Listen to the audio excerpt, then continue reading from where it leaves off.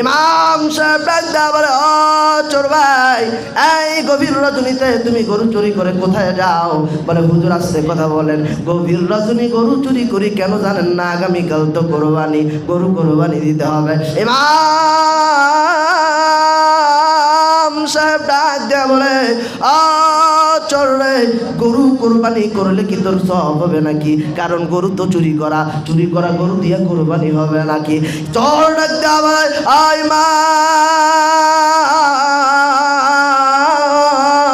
আপনি কি জানেন না? আপনি মনে হয় জানেন না কোরবানি করলে সব হয়। ইমাম রে মাসালা দিতেছে চোরে। চোরে ডাক দেয়া, ইমাম সাহেব রাই, কোরবানি করলাম একটা সওয়াব, আর আমি চোর একটা চুরি করলাম গুনাহ করলাম, আবার সাথে সাথে কোরবানির সওয়াব চুরির গুনাহ, দুইটায় মাইনাস প্লাস, আমি চোর মাঝখানে গোস্ত খাইলাম লা।